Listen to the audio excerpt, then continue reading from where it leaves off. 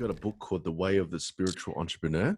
So could you let us know what's the essence of that book as well? Coaching so many entrepreneurs, established entrepreneurs are my niche. And because they've walked through the discomfort of the fire.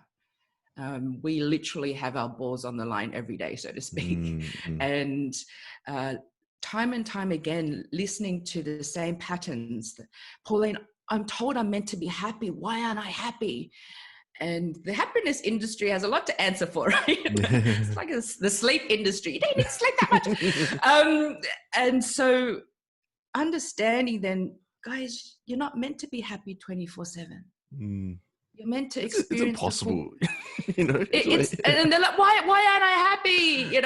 And so you're not meant to. It's to understand that you're meant to experience the full gamut of emotions, so that you can learn from them. But however long you stay into that emotion, however you are addicted to that emotion is what defines you, right?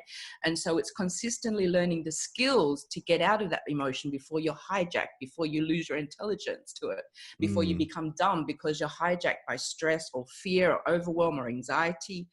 And so spirituality is very much about self-mastery. It's got nothing to do with religion. Religion is what needs spirituality. Spirituality doesn't need religion. And so it's about self-mastery. Spirituality is physics that has yet to be explained. And so it's here's the science and here's the spirituality. How can we bridge it now so that you can have new ways of seeing things, new ways of thinking about things, new ways of doing things. And so for many people who now call themselves spiritual entrepreneurs were once the old way entrepreneurs. The old ways were when everything was a pissing contest. Yeah. when everything was like, I came to work, the first one to come to work, and I was the last one to leave, and I had no sleep. And so, that's not inspiring. I'm not going to look up to you, it's about beating the other person when it's really you're just in competition with yourself. It's not there is no competition.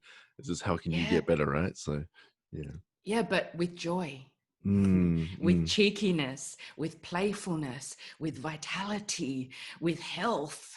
There's so many different ways of seeing things and so many ways of doing things. And so many of my clients came to me with dis-ease and disease. And we are able to fix that very quickly. And so the way of the spiritual entrepreneur is understanding that it's not the pursuit of happiness, but finding happiness in the pursuit.